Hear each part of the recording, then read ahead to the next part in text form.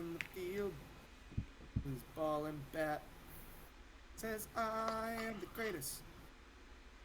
What's going on, everyone? Welcome back to the second episode of On Base and Unbiased. I'm going to put a link in the description. Did I say it wrong, Steele? What's that look for?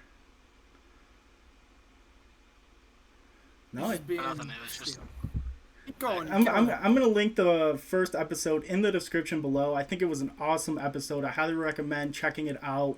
We got a really great episode here. On the bottom, we got Steele in the Red Sox hat. We got John over on the screen next to me. Obviously, I'm Riaz. I'm really excited to talk baseball, strictly baseball, nothing else. We're going to be doing this all year round, even on the off season. We're going to have a ton of stuff for you guys. There's no two better guys than John and Steele to break down baseball. I mean, these guys know their stuff. I'm excited to sit down here for 45 minutes to an hour.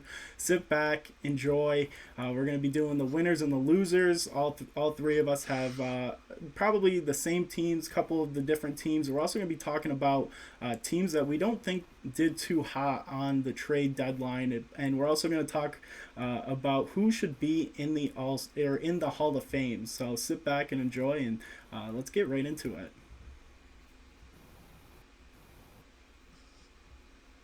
Okay, so I want to start us off, and I just want to say something just to let you all know how I feel about a certain player. Okay? So I think Steele knows what direction this is going, but today, Garrett Cole started for the Yankees, and in the first inning, well, after only getting one out in the inning, he gave up 6 earned runs with 3 home runs. All of the earned runs coming from home runs. Okay, first off, I want to know, what is Boone doing? He left him in for 6 innings. Okay, he figured it out. Whatever, don't care. Second, why are we paying this guy so much money to come out once every 4 or 5 starts and just give up a ton of runs for no reason? That's not an ace in my mind. I hate Garrett Cole. I want you guys all to know that, even though I'm a Yankees fan, I cannot stand Garrett Cole, and I will stick on that train forever. I know Steele's on that train too, because the guy just sounds like Kermit. Whatever. That's just a Red Sox thing, I guess. But he actually sent me a video of Garrett Cole speaking with Kermit the Frog in there, and I was like, wow, I actually thought that was Kermit talking, and that kind of blew my mind. That's all I wanted to say.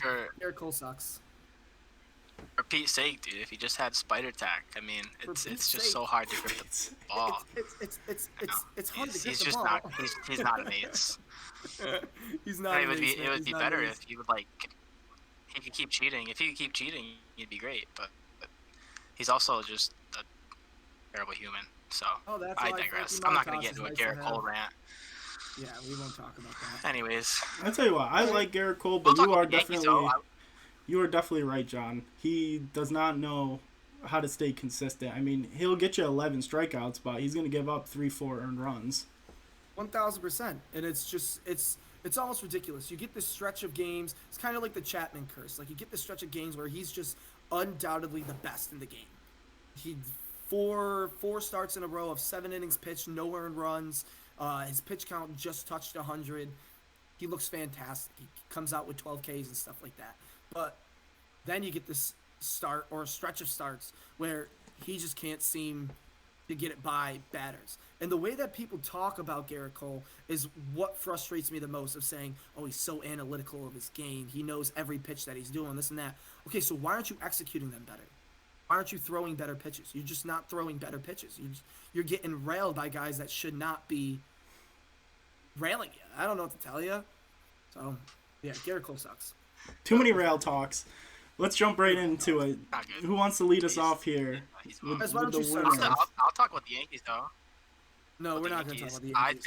We're not going to talk about them. I'm going to. I think the Yankees won the deadline. 100%. Not even close. By far won the deadline. They needed an outfielder. They got Andrew Benintendi, who's going to play Gold Glove defense in left field, hold down left field, which has been a revolving door of Joey Gallo and Giancarlo Stanton. Joey Gallo's terrible at baseball, especially in New York.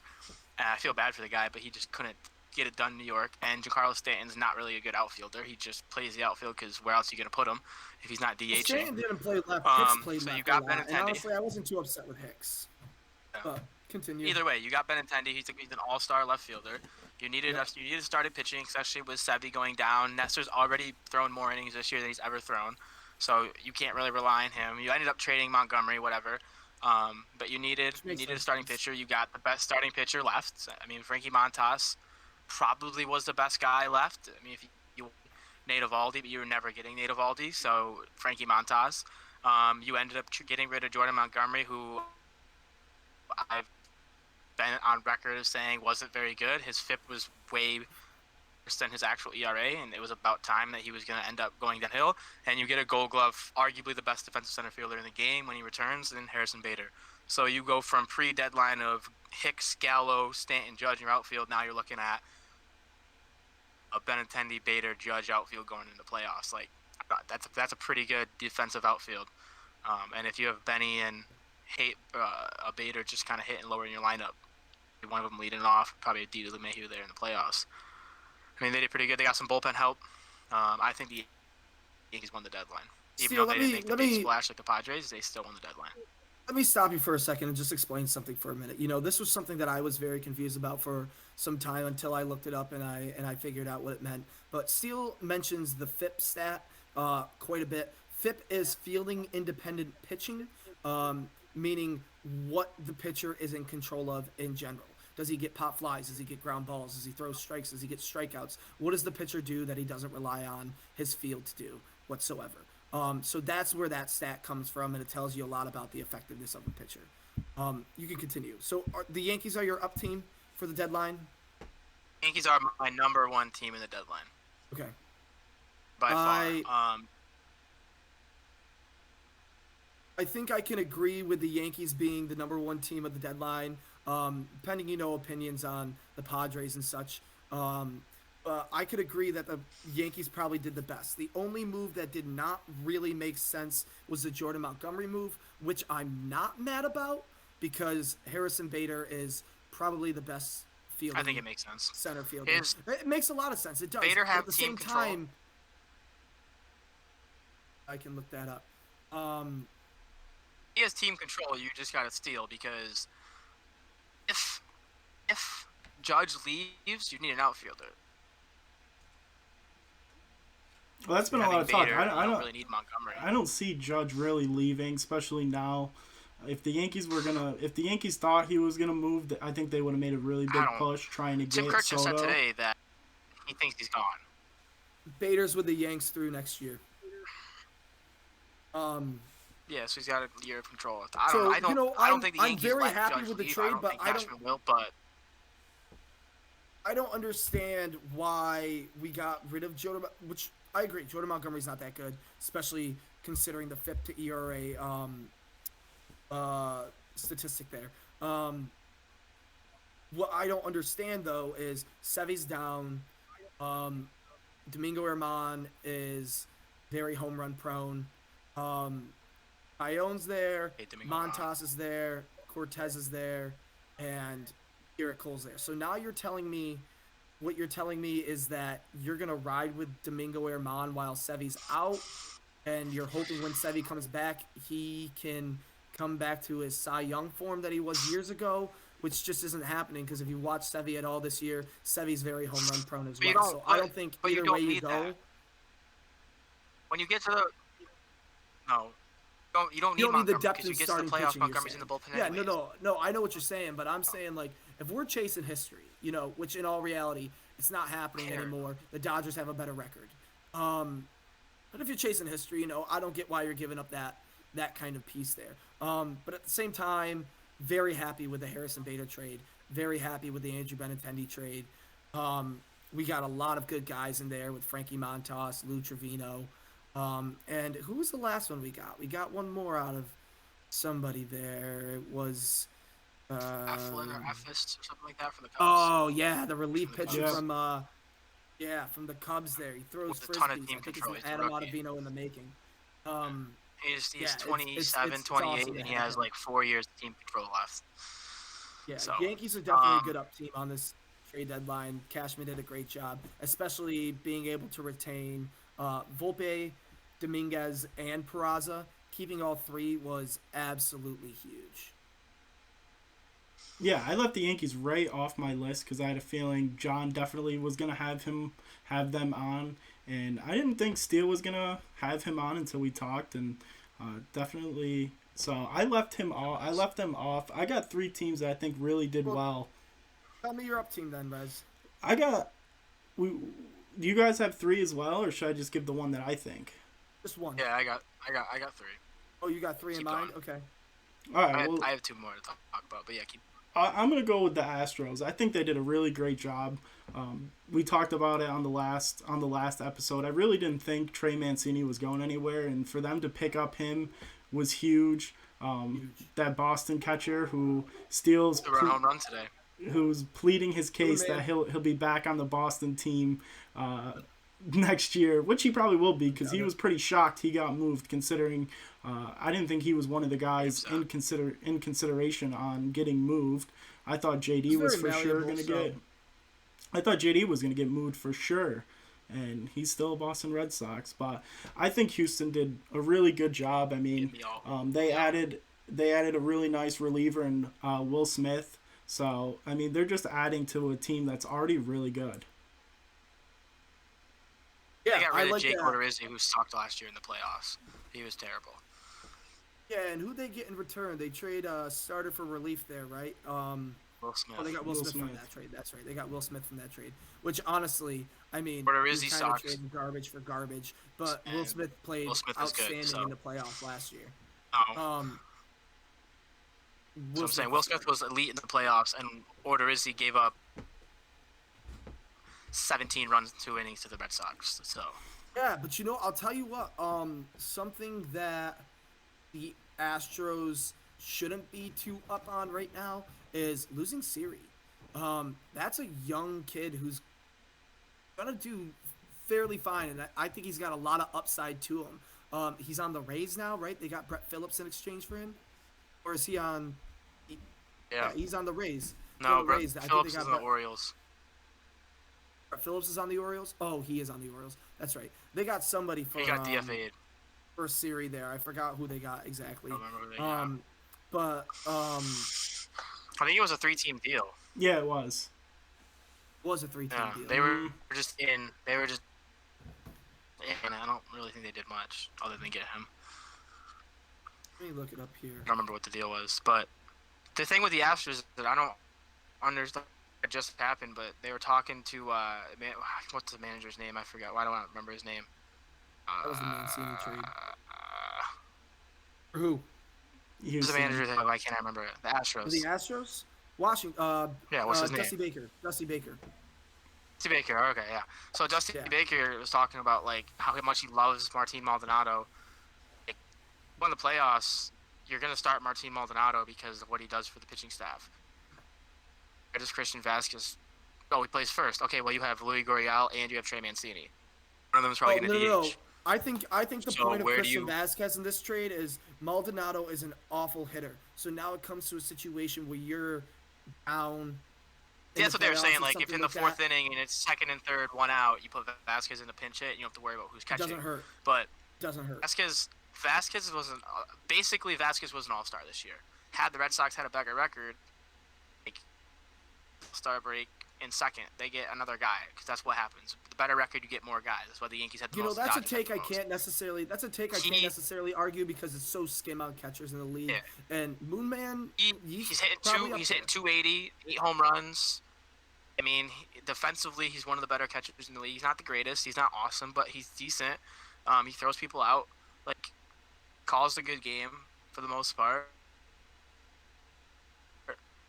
So I don't. I Astros just are don't. definitely. I guess it's good to have Martin Maldonado and him, but They're Astros are so definitely good. an up team in this trade deadline. I But think the they did Astros just a- lost the series to the very Boston good Red job here. Sox. So just saying.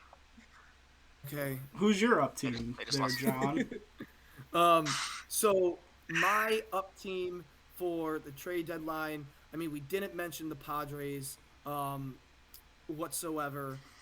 I would probably, in this case, if we're talking top 3 teams of what they ended up doing for the trade deadline, the Padres are up there in the 1, 2, 3 conversation. Probably number 2. Astros falling in at number 3. Yeah, I liked I liked what the Padres did. Um, I didn't really want them to be my up team. I wanted the Cardinals to be my up team. As much as their trades were very, very questionable, I like what they did. I like what they did.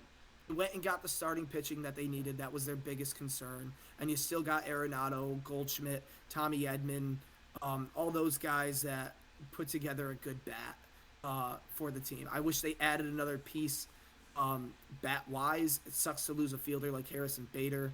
But, I mean, I don't think Bader's played this year. I think he's on the IL. He was on the IL for some time, but he has Just played got this year. back. Remember when Miles Mikolas had the no-hitter going? The ninth inning, 2 outs. Dude had a shot to center field. Bader dove for it and just barely missed it. But he was very malleable. He was very malleable because you got Dylan Carlson as your backup center fielder there, who is not half bad. Batting 250, 7 home runs, 33 RBIs this year with a 731 OPS. In what's this say here? Is that 84 games played this year? Yeah, 84 games played this year. I mean, you kind of want to see more home runs, but he's not necessarily a power bat.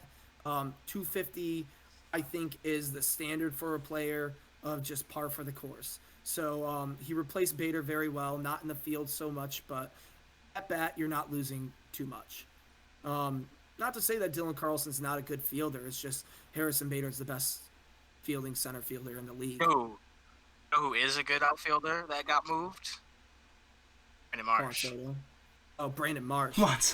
Brandon Marsh. I was like, are you going with Brandon Marsh? That was crazy. I was actually going to compete with that. Brandon Marsh. Angels, if you're getting rid of Marsh, what are you doing? Keeping Shohei. Trade him. Trade Shohei. No, look what the Nats got for Han Soto, and I know they included Josh Bell, but they got a dude who throws 101 as a throw-in piece. They got Luke Voigt, who whatever you want to do with him, he's gonna hit. Like, you can just trade him next year if you want, or if he's free agent, let him walk. That was just a throw-in piece. Doesn't really matter. You get a dude who they're saying, I can't remember his name. He's like the one with he's like the third. He's saying he can win a batting title. You get C.J. Abrams, who's a stud, and you get Mackenzie Gore, who's literally going to be an ace in the league, like, relatively soon. And then you get, I think his name's James Wood, whose comp is for Alvarez. 6'7". Brown Alvarez. So, like, 6'7". 6'7", who's a stud. If you're the Angels and you see that, why did you not trade Mike Trout? The control you would have left on Ohtani, because if you wait one more season, you're not going to get anything for Ohtani of substance because free agency. You trade Trout with Ohtani, or you trade them both. What was also awful about that Brandon Marsh trade, it was a gross overpayment by LA, which honestly, if you're a team that's buying, you should be the ones that are grossly overpaying. But if we're looking at median trade value here from one of the accounts that I follow, Brandon Marsh is worth $32.5 million median trade value there, and Logan Ohope, whatever it is that the Angels got in exchange, that catcher, his median trade value is $21 million. So they gave up much more than what they needed to give up. He was deemed untouchable 2 weeks ago. Oh, really? By the Phils? He said he was untouchable 2 weeks ago, and then they traded him. I think there's more. I think there's more to him. Like, he's a catcher, so we'll see what ends up happening. But I mean, Marsh offensively isn't on the ball. Like, Marsh is going to end up somewhere between a Harrison Bader and a Jackie Bradley Jr.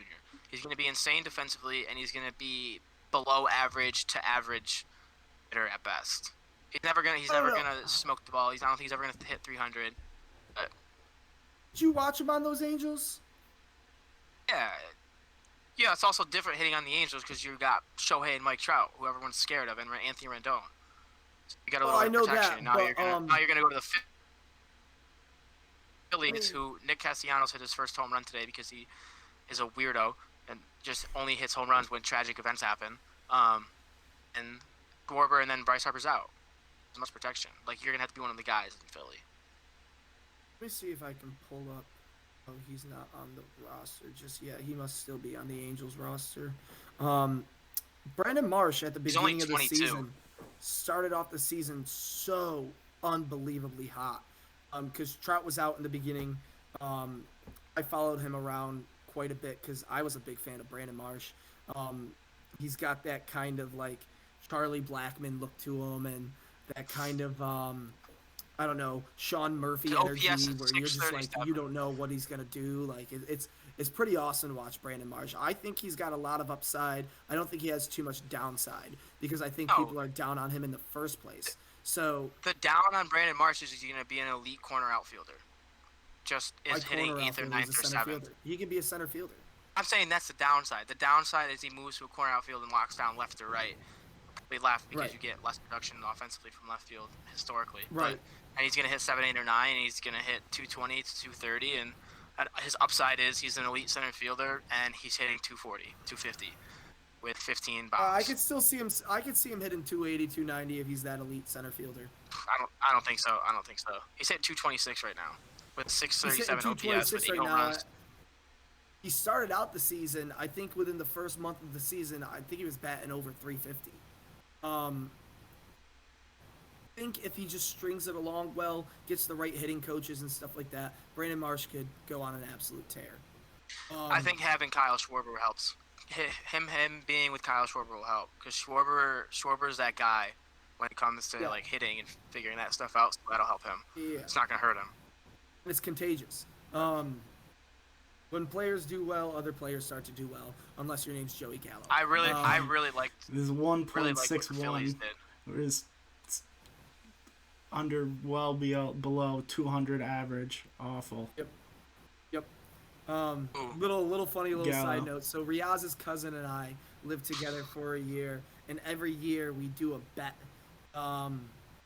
where we bet on Gary Sanchez, and we say what's his batting average gonna be, and I always take the under. He always takes the over. This year we set the line at 213, and Gary Sanchez is batting 211. So I am right there. I'm holding on for a little bit. He was above 213 for a bit there, and it kind of made me nervous because he looked like he was doing well. But now Gary's starting to do Gary things, and I'm very excited to win my $5. He went on a nice stretch. He was playing good baseball. Gary's trash. Anybody? Steele, you got one more? Talking about Gary Sanchez. Yeah, the Twins. I liked what the Twins did. I also liked that the Twins made moves to get better, and the White Sox stayed put and did nothing, and they just separated themselves. I mean, the Guardians did a little bit, but I still don't think the Guardians are for real. I think the Guardians are gonna fall off.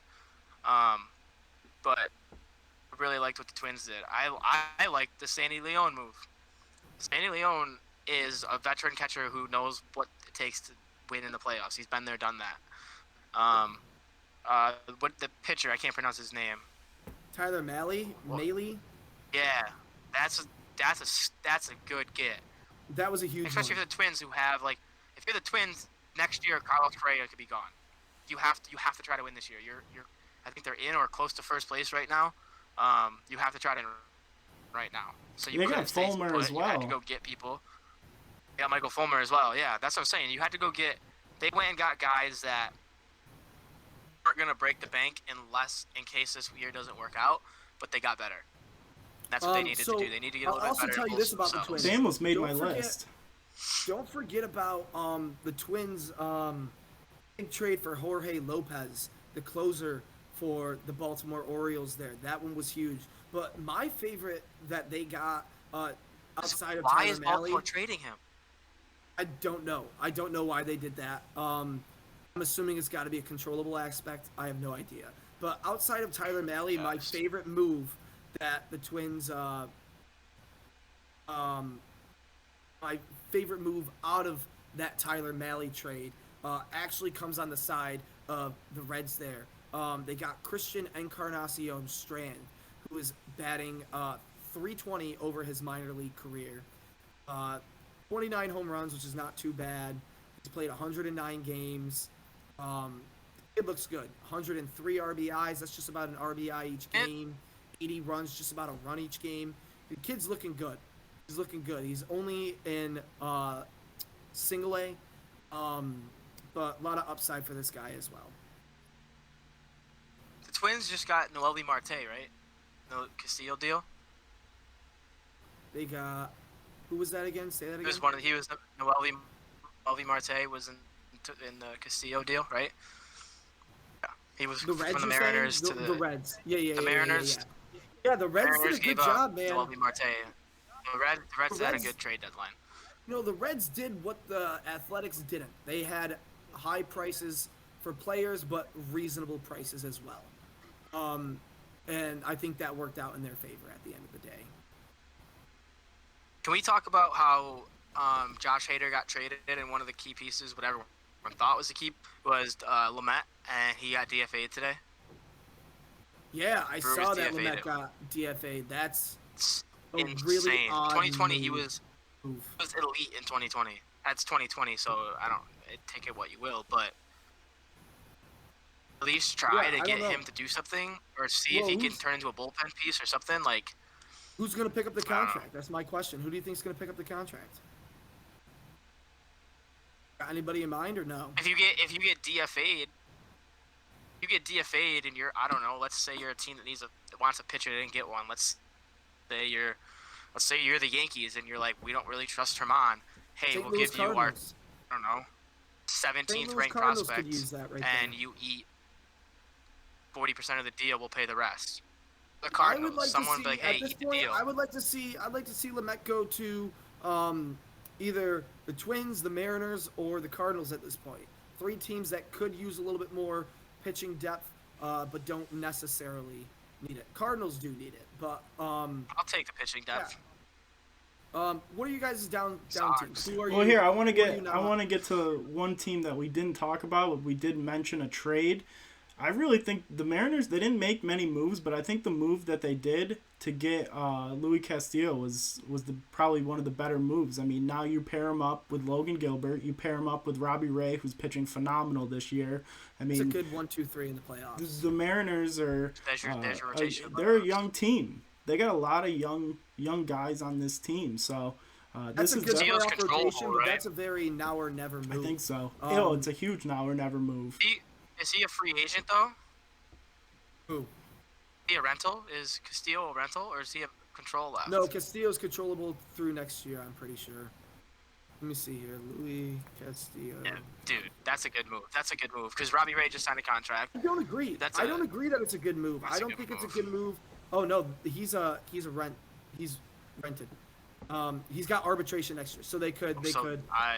Yeah. It's so an now or never then, like you were saying, right? Yeah, It's an but now or you know, never. I don't really like the move because of the prospects that they gave up for him. That was a big. They gave up a big lot. Move. Now, I thought that was gonna Yeah, up wow. Frankie Montas's price, but after seeing what the Yankees got Frankie Montas for, I think the Mariners screwed up. I do like Frankie what they did. Montas. I like Frankie Montas, but back to his FIP. His FIP's not great, and his outside of Oakland, I think he has like a 5 ERA. I'm not saying he's not going to play well in New York, but I think that's the difference. Castillo dominated anywhere he went. Montas's splits aren't as good as Castillo's. Well, I mean, talking about this year, I mean, the Yankees had, I mean, the main core of their pitching staff were all guys who were awful on other teams and were subpar at best. There was no aces, and when you got those guys behind you, and Judge and Stan and Rizzo and DeMayu, I mean, it's When Judge tough hits to a kind home of run every move. night, you know you can give up 2 runs. to win. Exactly. I mean, even their let's ERAs also- were below 2 at one point.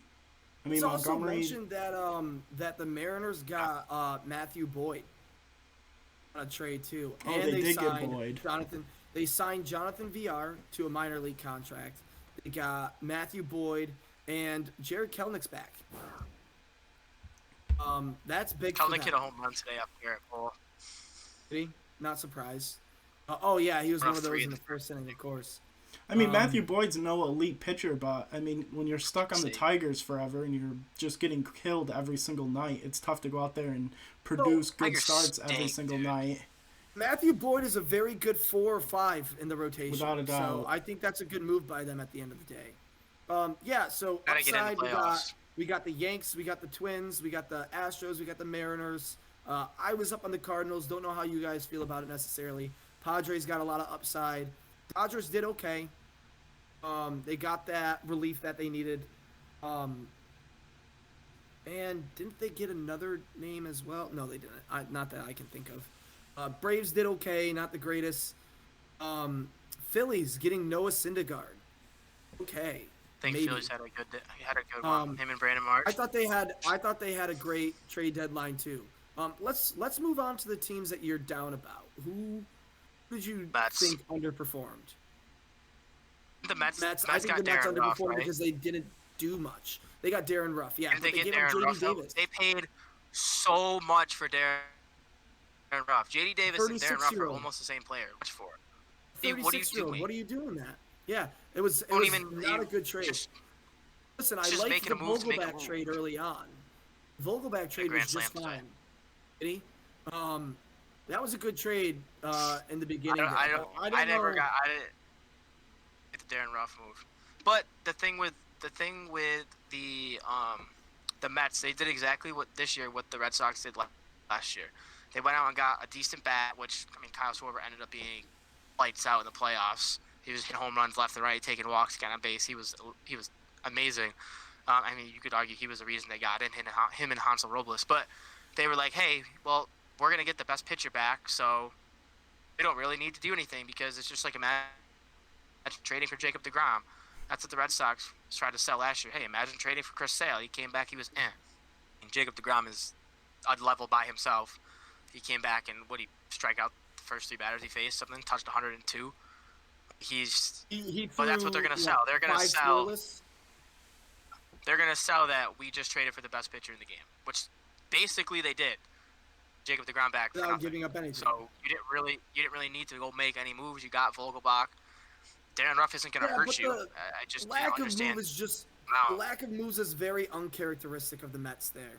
I feel like they made a ton of moves this offseason. That they're in a spot now where they don't want to add anybody. They don't want to get rid of anybody.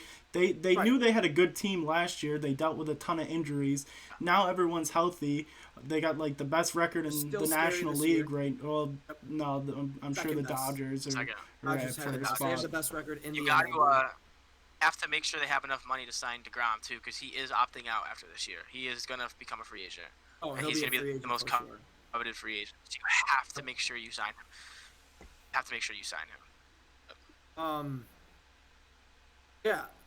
Rez, who are you down on in this trade deadline? I'm down on my Cubs. I really didn't want to see Ian Happ go. I really didn't want to see Wilson Contreras leave. They're still on the team, but the problem is we do have Ian Happ through next year, which is nice, but Wilson Contreras, he's gone. He's not going to be a Cub next year.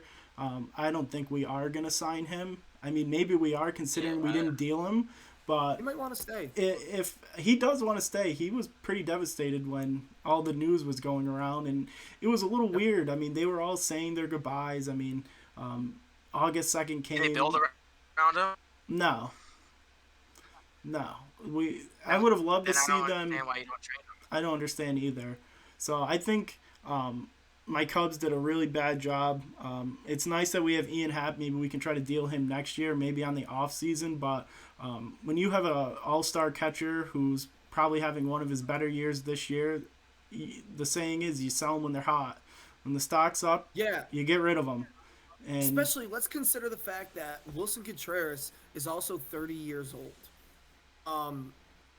His knee's got to be taking some kind of toll at some point. I would say by age 32, catchers just can't do as much as they have, unless they're an elite catcher like a Buster Posey or a Joe Mauer. Yeah, so you make him a DH. There's DHs everywhere now. His brother's a DH. Well, you make him a DH, but still a plus hitter. Yeah, he is a plus hitter, but there are other DHs you can have out there than Wilson Contreras. It would be nice to have put him at first base. You could do that. Wilson Contreras right now would be a top 10 first baseman in the league. Hey, let me ask you a question, Rez. Do you know where Ian Happ is from? Where Ian Happ is from? Where he was born, should I say? I would say he's born in America. The way he's saying it, I'm sure it's somewhere around us. What is it, Albany? Somewhere around us. No, he was born in Pittsburgh, PA. Could you imagine? He probably grew up a Pirates fan there. Oh, I know. Well, the Pirates stink. How many players do you think are like that though? Where they're born probably half the league. It's gotta be, right? Aaron Judge is a Giants fan. Putting that out there. Yeah. Yeah. Judge. Here's also a picture of Aaron Judge wearing a Red Sox uniform. Well, jersey, or I mean shirt, but Yep. it's no big deal. I'll tell Maybe you he goes what. to Austin next year. I don't know. I agree with your call on the Cubs. They didn't get rid of the pieces that they should have gotten rid of. I don't like Marcus Stroman, and I saw his tweet about who was it? It was somebody, and he's like, "Oh, I feel bad for these fans." Blah blah blah, blah this and that. I was like, "Buddy, I feel bad for your fans when you're on the mound every single time." So, stop talking your crap right now. I'm not dealing with it. Dude, Stroman signed a contract, and like a month later was talking about where he was gonna play next. Yep. He's literally the worst. I love Stroman though. I love Stroman. He sucks. I hate that guy. Yeah, just like I hate He's Daniel Vogelback, and just like I hate Garrett Cole. Garrett Cole's a bum, so he's a cheater. He is a bum. So, and he's never won anything. And Rafael Devers owns him. Literally, that's his son. So. So let me give you my down team. I have a few teams in mind, honestly, but I'll talk about a team that's already up there in record that really just they did awful, and it was very confusing what they were trying to accomplish. And I'm surprised you guys didn't mention them. The Milwaukee Brewers. What were they doing?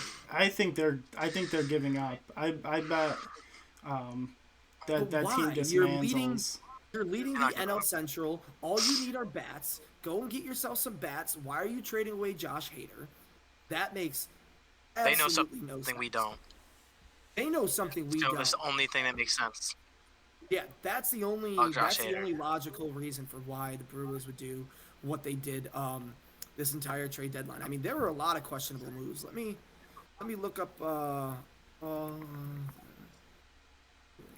the one thing that the Brewers are always a team that you go into the season, you're like, all right, the Brewers are going to be good. They got Yelich. Yelich is no MVP like he was. I love Yelich too. I think he's a great ball player, but it comes to a point where you have the same season over and over again.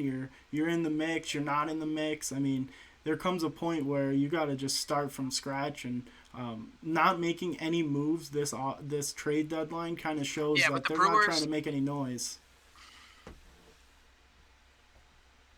Brewers are 2 games up on the Cardinals, and the rest of that division stinks. To put in perspective, the freaking Cincinnati Reds, who started the year 2 in 28, are in 3rd place in that division. Oh, that division is just. It's terrible. Bad division. So I'm seeing here they got Trevor Rosenthal. Isn't too bad, but. And they got Taylor Rogers which is nice, but he's just no Josh Hader. Ben Williams is arguably better than Josh Hader. Who? For 9. Ben Williams, who is their 8th inning guy. Yeah. Taylor Rogers, he's sitting 2nd in saves on the season, but he's had more opportunity than Josh Hader. Make him your setup guy. Josh Hader's make him your setup guy. Less. But you got a good haul. Well, I thought you got a good haul for Josh Hader, and then you DFA'd Lamet. So I think it's. I don't know what the Brewers are doing. I think it's pretty ubiquitous that the Brewers have a top 5 pitching staff, but their batting is so bad that it's like I just don't know what they were trying to accomplish here. I think this is more of a long-term kind of thing they're trying to do here. They want to make sure that contracts will be set and they'll be able to get batters in the next couple of seasons. If you're the Brewers right now, you're not beating the Dodgers, you're not beating the Mets, you're not beating the Braves, you're not beating the Padres. You're at best the 5th best team in the NL. At best. And arguably, I'd say the St. Louis Cardinals are better than you. So you're the 6th, even though you're leading them in the division. But you're the 5th or 6th best team in the NL. You're going to go, I don't know, let's say they go make a trade for JD Martinez, who I guess asking price was astronomical. You go get JD for 2 months, give up a ton. You still not better than any of those teams ahead of you in the NL. And JD leaves after he's a free agent. There are other bats out there. There are other bats out there that didn't move though. And that's what I'm really confused about. Why they didn't go out I'm just saying that was the biggest bat that didn't move. Oh, JD. I would say Ian Happ and Wilson I just Contreras don't are on think the they same wanted to go level. all in this year.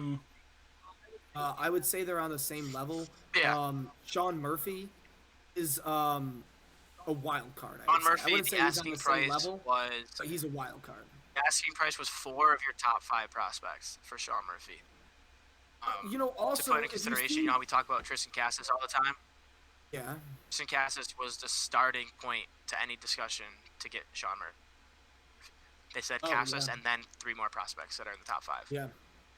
So everyone heard that and was like, "You guys have fun holding on to Sean Murphy for 4 more years. We'll come back. Yep. And do when he doesn't want to be in Oakland because he's got to pay." Which will literally be next year, because they don't have any pitching. They're gonna have to move him again. So he's not gonna be having fun whatsoever. You guys got any other teams that you're down on? Why would you not move Ramon Laureano? Yeah, that one I don't get either. The Giants, I like that. No, I don't get not moving Ramon Laureano. The Giants, because your Giants are very confusing as well. They were very Boston-esque. One of 2 teams in the league that could have sold and bought, and no one really knew what they were going to do until the trade deadline happened and they started making moves. Them and the Red Sox. But the Giants are out of the wild. Behind the Giants are the Miami Marlins, who are 8.5 out, the Arizona Diamondbacks, who are 10, the Colorado Rockies, who are 11. Everyone else is 14 or more behind you. The Colorado Rockies are not making the playoffs. The Arizona Diamondbacks, I don't think any of us in here can name more than 3 players on the team. They're not making the playoffs. And the Miami Marlins aren't. No. I'll tell you 3 guys that should have gotten traded from the Arizona Diamondbacks. I'll tell you 3 guys that should have got traded from the Arizona Diamondbacks. Let me finish this Giants rant. So you're 5 games out. You're 51 and 53, but I think they lost last night. They did. They almost made a comeback versus the Dodgers and then ended up getting blown out. But what do you like? Go make a move for somebody. Go get a bat. Go get a DH. You need a shortstop. Brandon Crawford's out. Go find somebody that can play shortstop. There's somebody out there. Like, go get Jose Iglesias from the Colorado Rockies. He's hitting, what is he hitting? He's only almost 300 this year. He's a plus defender. Over the last 6 years, he's been one of the best defenders in the league at shortstop. Go get someone like that to play shortstop for you until Brandon Crawford comes back. Then you can just move Jose Iglesias all around the infield if you really want to. You can DH Brandon Crawford to keep him off the field because he's old. Like, there were moves to be made for the Giants, and they weren't 5 games out when the trade deadline came. They were like 3.5. You could have made moves to go for it, and you didn't. And I don't really understand the direction because, like, unless they're just trying to save to go make a splash in free agency, i.e. Aaron Judge, but I don't really see Aaron Judge leaving New York. I don't think Cashman lets him walk out the door, even if he gives him $600 million. But you got Joey Bart, and you got Mike Yastrzemski. You got Carlos Rodon, who can most likely opt out after this year, and he most likely is going to opt out after this year. So you kind of sell with Darren Ruff, but you don't get rid of Rendon, who's probably leaving. Jock Peterson's leaving. You don't get rid of him. And now you're sitting with a team who's your 3 best players on the team are leaving after this year. You didn't really buy. You didn't really sell. You didn't really do anything. You just kind of sat there. Like, you needed that push. You could have gotten in the playoffs. You're going to say the Braves are in, the Padres are in. There's one wild card spot between the Phillies, the Cardinals, and the Giants. Cardinals didn't really do much. Wait. Say who's in they lost their center fielder. Right now, for the last wild card spot, the Phillies, Cardinals, and Giants are the 3 teams that can get that. Because the Padres are going to be in, the Braves are going to be in, and those are your top 2 wild card teams. I feel like the Giants got the best pitching staff. The Giants got the best pitching staff out of those 3. Like, you have an all-star. The field's good. You have a Joey Bart. You have their Brandon Belt. You have Brandon Crawford coming back. Like, your aging stars that were crazy good last year aren't as good, but they're still good. Like, they're still good players. Why? You're in contention. Why not go make a play? And if you're not going to make that play, get rid of Rentals, they were still 4.5 games out from the Cardinals for a wild card spot, and the Phillies actually own that 3rd wild card spot. That's not much. Well, I don't think you go and get rid of Rondon. Let me tell you this deal. The Orioles if you're not going to do anything, sell. Back. The Orioles are 1.5 games back from the wild card and sold. The Orioles are a different story because the Orioles were not going to look at their team this year and be like, you know what, we're going to go for it and ruin our plan. No, because you have Gunnar Henderson, who's a second-ranked prospect, who will be up in the next 1 to 2 years. If he keeps going at this pace, he'll be up next year. Like, you were always going to trade Trey Mancini. That was always going to happen. I don't really get the Jorge Lopez because of the control you had. He was elite, and he was going to be, he could have been a staple of your back end of the rotation or back end of the bullpen forever. But you were always going to be a seller if you were Baltimore. You were never going to buy if you're Baltimore, especially in the AL where there's 1, 2, 3, 4, 5, 6, 7 teams with 6 games for the last 3 wild card spots. That's not including the Twins, who are not high up on the Guardians right now. So, like, I don't know. The Orioles were never going to do that. The Guardians didn't really do a lot. They did a little bit, but the Orioles were never going to buy. The Giants, you're not going to buy. Sell off Jock Peterson. If you want to keep Rendon and hope he stays, cool. Sell off Jock Peterson. Can I mention a few more teams? He's going to sign a 1-year deal somewhere else to try to win again. Can I mention a few more teams that I'm very upset with what they did in free agency? I wonder if you got the team that I'm thinking of. Go ahead, Rez. Say No, yours. I want to hear it. Who I am really, really upset with, and I think they did not. Well, 2 teams that really upset me, both belonging to the NL West, both being the bottom 2 teams of the NL West. I don't know what they were trying to accomplish. I don't know what they thought whatsoever between the Diamondbacks and the Rockies of saying, you know what, we're really just not going to do much. What are you doing? Why aren't you getting prospects? No one knows what the Rockies are doing anyways. The Rockies extended Nolan Arenado, then traded him. They traded Nolan Arenado and are still paying the majority of his contract after extending him. Then they didn't trade Trevor Story, then didn't offer him anything. They just said, you can leave and then go. And they're like, oh, well, we should set one. And we give Chris Bryant an astronomical amount of money and then stick him in left field. What are you doing if you're Colorado? They have no direction whatsoever. Colorado doesn't know what they're doing. I'm not surprised by that at all. Arizona doesn't know what they're doing. To go back to Arizona, because you said you can't name 3 players, I'll tell you 3 players that I wanted to see traded. I wanted to see Ketel Marte traded. I wanted to see Zach Davies traded, and I wanted to see Zach Gallen traded. I think they could have gotten a lot back. I'm surprised the team didn't ask for Madison Bumgarner. No, I don't think that's a guy that you want on your roster now. But I was really upset that they didn't get rid of Zach Gallen, because even though Zach Gallen is controllable right now, the dude's 27 years old and balling out.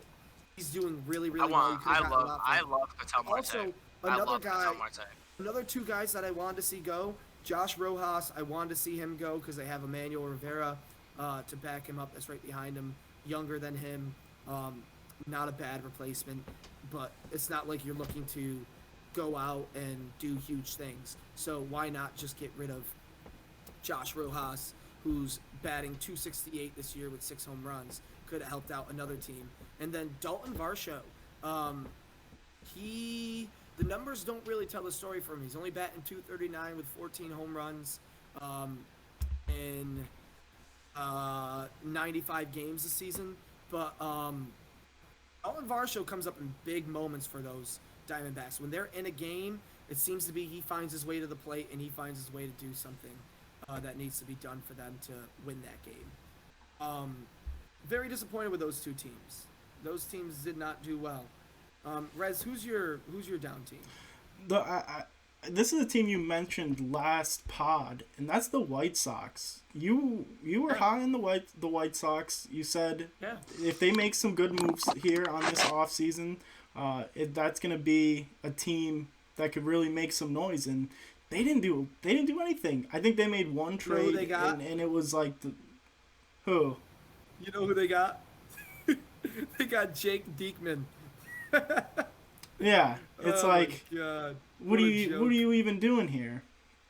But here, let's go get the 35-year-old reliever from Boston who absolutely sucks. Well, we'll wait for Steele to come back. I think this pod's already over 45 minutes, if not longer. But I want to get in. I want to get into the Hall of Fame. The not Hall of Famer Hall of Fame who we think should be in the Hall of Fame. Steele comes back. Steele, tell us the Hall of Famer you think should be in, why you think he should be. Then John will go, and then I'll cap this off. No, we can't hear you. Oh, my bad. I'm back. All right. Did we talk about the Eric Hosmer situation? That's hilarious to me. We don't need to right now because, as Rez was I saying when you were really gone, want to. we're over 45 minutes already. So let's do our not so Hall of Fame, and we can save Eric Fine. Hosmer for later. We're fine. Let's And the only, crank out a the only 3-hour thing I want to say pod. about Eric Hosmer is, yeah, we can go over an hour. It doesn't matter. The only thing I want to say about Eric Hosmer is how funny is it that Voit gets basically kicked out of New York because of Anthony Rizzo. He comes to San Diego and everyone's like, he's gonna start, and then Hosmer's like, nah, I'm gonna be really, really good, and then you're not gonna play first. And then they're like, Hosmer, you're leaving. He's like, no, I'm not. And they're like, Luke Voit, you're leaving. Hosmer's like, peace, dude. And San Diego and go to the team that he wanted to go to all along, anyways.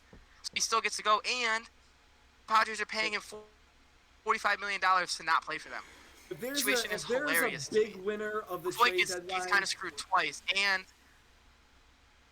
the biggest winner of the trade deadline is Eric Hosmer alone. He did. that situation is so He was funny. a baller. He was an absolute baller. Everyone was so mad about the Red Sox picking up Eric Hosmer, and this isn't about the Red Sox picking him up. I just think the situation's funny. But who wouldn't pick him up? Anyone in the league that needed a decent, capable first baseman, you're paying him less than $4 million for the next 4 seasons. The Padres are paying him almost $50 million to leave San Diego, and he forced Luke Voit to leave San Diego too.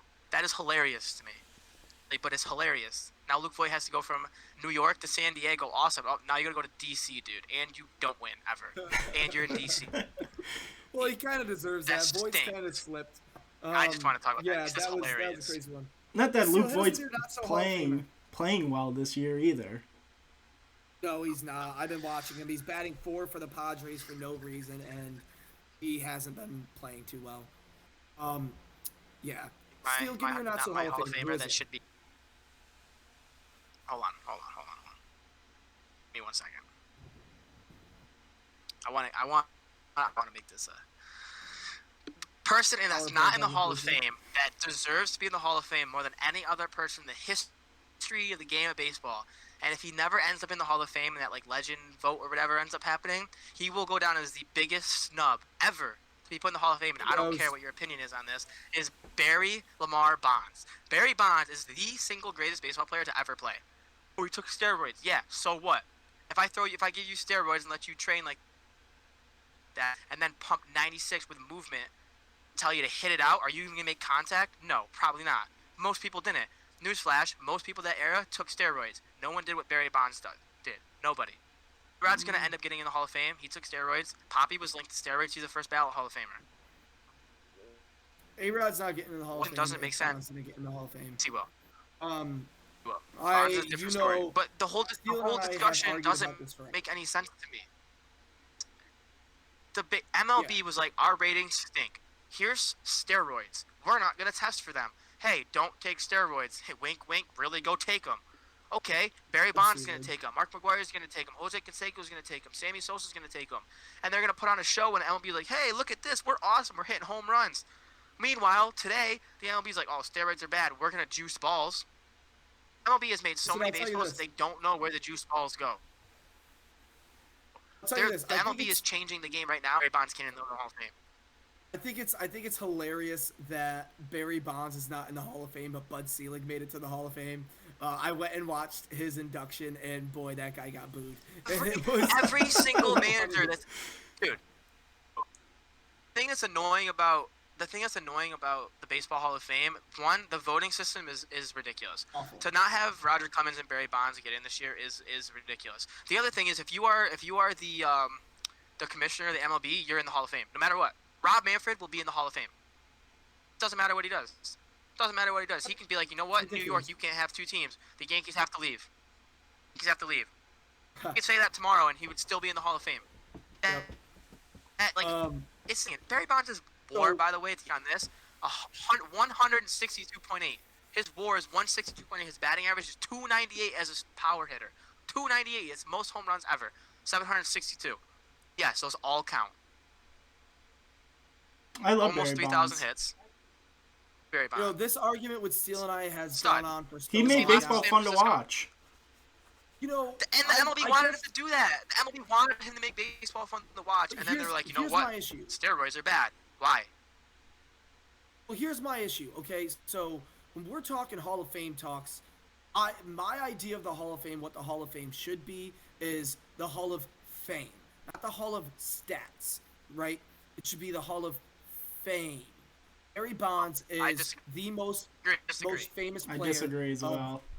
Well, I think stats need to be considered, of course, because there are going to be some players that aren't so popular. Stats are the only thing that has the status. When a player has the status of Barry Bonds, they need to be in the Hall of Fame. But I gotta say, I don't agree with it. I don't want Barry Bonds in the Hall of Fame. Barry Bonds isn't in the Hall of Fame. Barry Bonds isn't in the Hall of Fame because he basically told everyone to piss off when they were like, "You took steroids." He's like, "I don't really care." Ortiz was a big, fun, lovable guy. Yankee fans love Ortiz. Like, everyone loves David Ortiz for the most part, unless you're a salty Yankee fan and can't get over 2004 or any year since then. But like, Ortiz, why does Ortiz get in? I love David Ortiz. He's one of my favorite players ever. Why does he get in and Barry Bonds doesn't get in? What did he do that Barry Bonds didn't do? What did he David Ortiz ever hit 73? What did he not do? That's the issue. He didn't break was David Ortiz records. Not David Ortiz not linked to steroids? Records. He didn't break big records. Not saying he did them. I'm going to say on my deathbeth they never did because I love Big Papi, but he didn't break big records. The clutch he wasn't up there in that kind of conversation. It's just I don't know. It's dumb. He's the greatest DH of all time. I just don't. Let me see. Barry Bonds. Barry Bonds. Yeah. I'm gonna give you the stat. He played. Hold on. Played 22 years in the MLB. 22 years. He struck out more than he walked in 1, 2, 3. He was a pure contact hitter, which was 3 seasons. Quite incredible. Yeah, 22 all well hitting in all those seasons. He hit. Where's his home runs? He hit 16, 25, 24, 19, 33, 35, 34, 46, 37, 33, 42, 40, 37, 34, 49, 73, 46, 45, 45, 5, 26, 28. That's where it gets bad. 73. You hit 40, you hit 35, and then one year you crank out 73. It is a little suspicious, but I can't say much about the guy that I think should be in the Hall of Fame. But he also played... Dude, Barry Bonds is in the Hall of Fame. He's the greatest player to ever.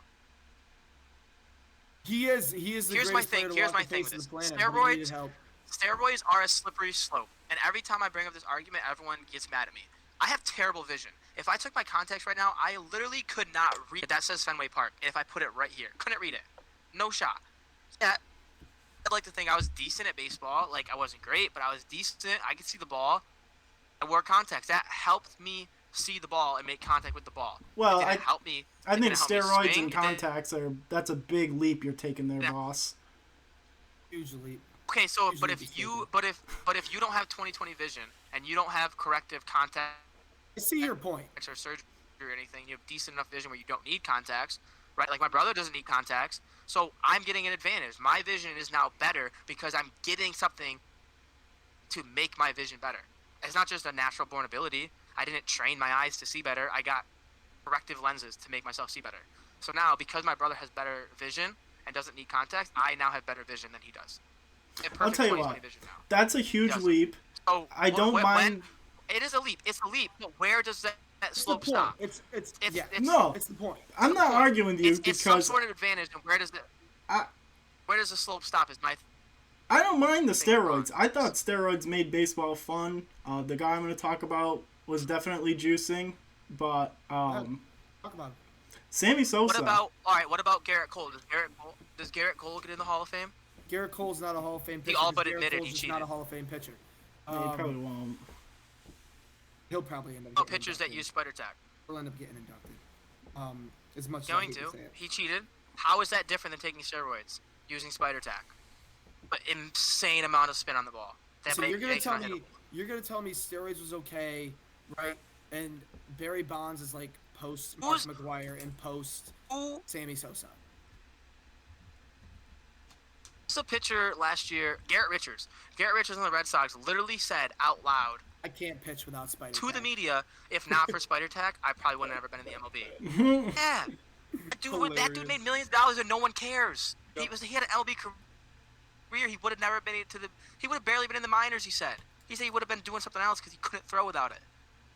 So he gets to be in the MLB and no one's going to say anything. No one's going to take his stats away, but Barry Bonds can't get in the Hall. And everyone's like, oh, he didn't really lead the home run. He's not the home run king. Yeah, he is. 100% he is.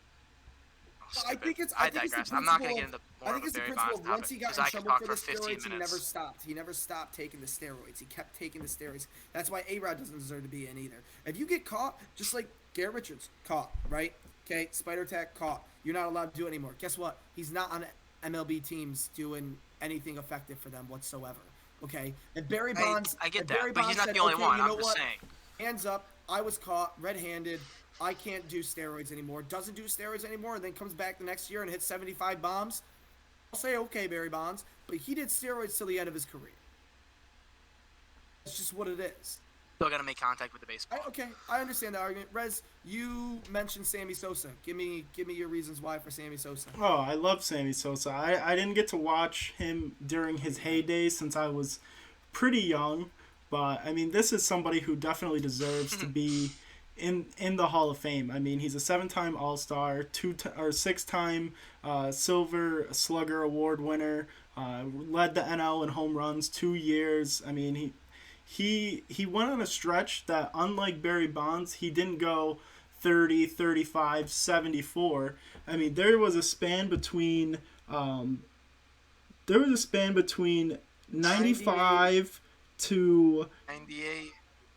to 2003. 2004. Yeah, 2004. He had 36, 40, 36, 66, which is, yes, a huge jump. 30 home runs in 1 year. Yes, that is a huge jump. But that then was also when Mark McGwire hit 71, 70, 72, something like that. But then he still carries on. The next year he hits 63. The year after that he hits 50, 64, 49, 40. I mean, in the last 4 years, he's on the end of his career, he's hitting 40, 35, 49 home runs. I mean, this is somebody who, even early on in his career, was still hitting skinny Sammy Sosa. I mean, he was not a big dude when he came into the league. You're saying, and here's the thing about steroids that backs our points now, Riaz. Aaron Judge, because I'm just curious, he's going to get close to 60 home runs this year. Like, dude is He'll hit 60. literally, if he doesn't win the MVP, I don't care about MVPs like I don't care about Gold Glove. But Aaron's 17, then 27 while playing 112, 102 games, and 2020 doesn't count. 2021 he hit 39. He's already at 43. Same amount of games he played in 2019, they hit 27 home runs. He's already at 43. So he's going to have an astronomical jump too. Mm-hmm. Sometimes people that have power that become better hitters have jumps. Like Aaron Judge, because I said he's never going to hit close to 300. Let me tell you the issue with Sammy Sosa. He's Let me a tell you the stud. issue with Sammy Sosa. Hey, Steele, stop for a second. Let me tell you the issue with Sammy Sosa. Two big stats that really matter here, okay? Strikeouts. Batting average is 273 for his career, and number of hits is 2,408. Now, characteristically for a Hall of Famer, you got to have a 300 batting average somewhere around there, and you got to have 3,000 hits. Let me also mention that he is a 7-time All-Star. And the first time he became an All-Star was in 1995 when he started juicing. Okay, so his stats jumped big time because of steroids. I'll tell you, I could almost bet you, even though I wasn't alive and David Ortiz hit 286 with less than 2,500 hits. Let me tell you this. But coming David from Ortiz someone who is just said undoubtedly the best DH. Coming from somebody who just said, not even 5 minutes ago, said the Hall of Fame should be for the fame and not the stats. I think it should be considered as well. But if you look at Sammy Sosa Flip-flopper. from 1989, to about 1992, I can almost guarantee you here, okay, this guy hit, he hit 4 home runs his rookie year, he hit 15 home runs his second, 10, 8, and then he made the leap to 33, right? And I'm not just talking home runs here. I could almost guarantee you that Sammy Sosa was hitting weak fly balls. And then those weak fly balls turned into home runs once he started taking roids. And that's what the big difference with roids Ortiz, not a good player on the Minnesota Twins. He hit 10, 18, 20 home runs in his last 3 years. Then he goes to Boston. His next Next couple years in Boston, Change right of when he got there, environment is 31, different. 41, 47, 54, 35. Change of environment is a So David completely Ortiz, different conversation. yeah, but my point is, David Ortiz is a first ballot Hall of Famer. His career hit 286 with less than 25. Worse WAR, barely as many hits, less home runs, and barely a higher batting average than Sammy Sosa. He was a first ballot. I'm not saying We're Sammy also Sosa's first talking about ballot, the but he should best get in. DH of all time. We're also talking about the best DH of all time. This shouldn't matter. All right, I'm gonna give you I don't my know. not so Sammy Hall of Sosa Famer should be in. here. I'm gonna give you my not so Hall of Famer here, and I have some stats here that I want to read off to you guys that make my argument for him. This is a name we all know way too well that we see a lot of pitchers have to deal with. The name Tommy John. So Tommy John was on the ballot for 10 seasons, for 10 years. Didn't get in. I don't think he even had a percentage over 25%, maybe even 30% of votes. But let me tell you this. So to compare him to some other Hall of Fame pitchers, Roy Halladay had a 3.38 career ERA. Tommy John 3.34. Tom Glavine had 56 complete games with 4 less years in the league compared to Tommy John, but Tommy John had 162 complete games. That would mean that he would have to have over 100 complete games in 4 seasons to catch up to that total. Same with Greg Maddux. He had 3 years less. He had 109 complete games. He had 35 shutouts compared to Tommy John's 46 shutouts. Now, if you're adding those 3 years onto the end of Greg Maddox's career, he's not giving you those shutouts to get up to that number. Not Tom Glavine, sorry. Nolan Ryan with a 112 ERA plus statistic. Tommy John, 111 plus. Nolan Ryan's whip, 1.247. Tommy John's whip was 1.238. He has stats that are better than these very well-renowned pitchers. Bob Feller, his whip was 1.238. His FIP was 3.45. Tommy John's FIP was 3.38. Tommy John, especially considering the name in general, that's a Hall of Famer, nonetheless, what the stats say. Tommy John should certainly be in the Hall of Fame. He's a 4-time All-Star. He came second in the Cy Young race twice, 4th in the Cy Young race once, 8th in the Cy Young race once. Not to mention 2 years, he was in MVP talks. He was 12th in the MVP voting, which is huge for a pitcher. 22nd in the MVP voting, which isn't too impressive, but still as a pitcher to be part of that conversation, you got to have a pretty impressive season there, buddy. He has 288 wins. Shohei Ohtani won the MVP. Usually you want to see 300 from a pitcher. Yeah, Tommy John's not batting, is he? No, he's not. He's exactly. not. He got a 3.3 ERA. Yeah, Ohtani's a freak. Talking about Tommy John? Yeah, Tommy John had a 3.34 ERA, but I'm also showing you Roy Halladay had a 3.38. Did Roy Halladay only get pitches dead? Made 4 All-Star games. He made 4 All-Star games in 26 years. Yeah, but the thing with the Hall of Fame, if you're not the best of your generation, you shouldn't be considered. Yeah, but we're also talking All-Stars right here, Steele, and I know you're one of the biggest advocates of saying the All-Star voting is absolutely messed up. So why are you even gonna consider his All-Stars? You know, Ty France should have started. I'm just saying. Ty France should have started the All-Star game. Barely even got in. Yep, I agree. Oh, I agree. 80 people made the All-Star game this year. I mean, if you're also looking at Tommy John, there were 3 years he led the league in shutouts, right? There were 2 years he led the league in win percentage. There were 3 years he led the league in home runs per 9 innings, and another year the higher that he WAR led the than league Ortiz in batter base per 9 innings. Tommy John really deserves a little bit more credit. All we give him credit for is the fact that he got the surgery. And let me let you know this too. Tommy John got Tommy John surgery in 1974. In 1974, he got that, and he played an additional 15 years of quality baseball. Baseball where 2 years later, after his surgery, he was second in Cy Young voting.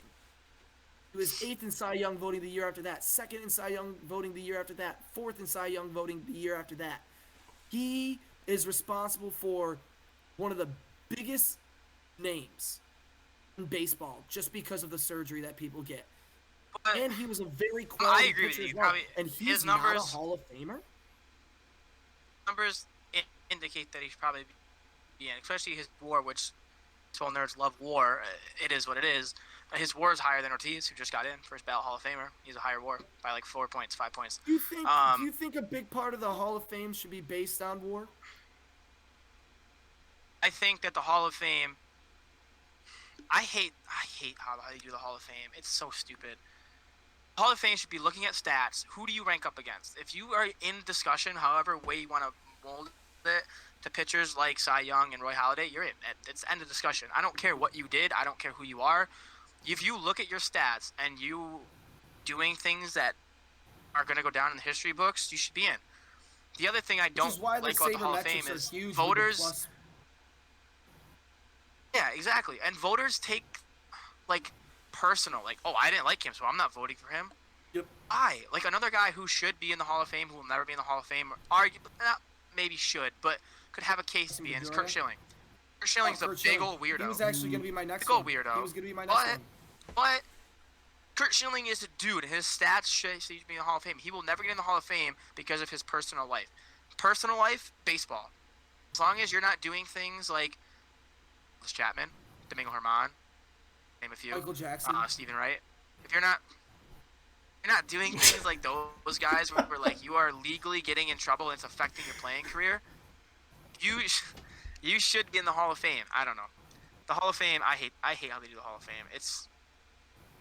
I think all Hall of doesn't make any Fames sense to me. are stupid. The way that people are judged are more on how many World Series, how many NBA championships, how many. It's not off stuff that actually matters. Which I don't like either. You know what I think, though? I think there needs to be a compromise with the Hall of Fame. You know what I'd love to add? I would love to have the Hall of Fame, right? And then a section inside the Hall of Fame, call it the Hall of Famous. Okay? And then you talk about the most famous baseball players over the years. Or hear me out, the Hall of Fame is just for the best players, and only the best players get in. I also hate the whole retiring numbers thing. Like, there's people that shouldn't have their numbers retired. If you're going to go with our favorite teams, the only people that should have numbers retired is Pedro, Ortiz, Jeter, Mantle, Ruth, the Cubs. So you're not going to talk Yastrzemski, you're not going to talk Lou Gehrig, you're not going to talk Joe DiMaggio. Like, I think that's a bad take. I think it's there's about numbers. What you there's mean to numbers. Wade Boggs got his number retired in Boston. Yeah, Boggs and that wanted dude to go in the Hall also, of Fame as a Tampa Bay Devil that dude Ray. also, let me tell you about Wade Boggs. Let me also tell you that Wade Boggs, I when just he was don't on like the Red retiring Sox numbers. on a trip to the Mariners, he drank 107 beers in 24 hours and went 3 for 5 that next day. Allegedly. Allegedly. Wade Boggs is a legend. Allegedly. He deserves to have his number retired. I think now he should have the number here's 107 what I like retired instead. too. Here's what I like instead. All right, if you're gonna get like the top guys, like all right, we're gonna retire their number. Like, imagine someone in Boston wearing 34. Like, that's just weird. Imagine someone in New York wearing 2. Like, get like that portion of it. Okay, like for your like iconic. Like, you think of the franchise and the first person pops in your head. Like, okay, I get that. The rest of them, like, okay, if I am Pedro Martinez and I wore 45 in Boston, okay, I could have my number retired. How about this? Instead, you pick out a pitcher who comes in and, like, you have to earn that number, like they do in college, like for LSU football, number 7. You don't get number 7 in LSU football unless you are a dog. I think and it's you 9. earn that number. I think it's 9. And for that, it's 7. No. Or, Dude, I can agree with that. I like that idea. But anyways, like something like that where you have to prove that you are a dog to get that number. I like that idea. It's a weird yeah, if you want to do 2-2 and not retire anything other than 42, I like that. But like, how about your best player wears 99 on the Yankees? If when Judge retires one day. Oh, that's 7. But your best player in the Red Sox wears number 11 for Rafael Devers.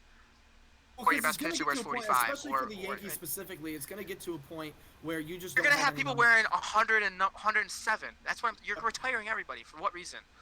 For what reason are you retiring? Numbers never used that really upsets me sometimes. Never used. 0? I've never seen it in the MLB. 00. Ooh. Double zero. I was gonna say zero. Adam Ottavino, Brandon Phillips. No, I've never seen double yeah. zero. Double zero is such a sick number to have. Why doesn't anybody have the I number wore that double number zero? in All Stars. Yeah, it's sick. I don't know. All right, what do you think? You think we wrap it up now? I mean, we've been talking for a while. Barry man. Bonds We could should talk be in for the Hall of hours. Fame. Yeah, I didn't think the not so Hall of Fame, or what was it, John? The Not so Hall of Fame. Yeah, I didn't So think Hall that of was Fame. gonna get so heated. I thought we were all in agreement that these three guys were gonna be in, but that's the beauty of us three sitting down here and chatting. Let us know down in the comments, what teams do you guys think did awesome in the trade deadline? Who do you think sucked? Let us know what you thought about that, and then give us one, maybe two guys you guys think should be in the Hall of Fame that we didn't mention. So It'd be cool to see. It'd be really cool to see. without further ado, we'll catch you on the next one. At the pace of Red this, Sox won their this first is gonna be series since June, and it was first. the comments are If on you this guys time, don't- so let us know how much you hate Don't the say Red it. Sox. I'll say it. Yeah, if you guys don't know him, listen to James Go Taylor. Sox, He's a yeah. fantastic artist. But we'll catch you on the next one. Sox. Peace.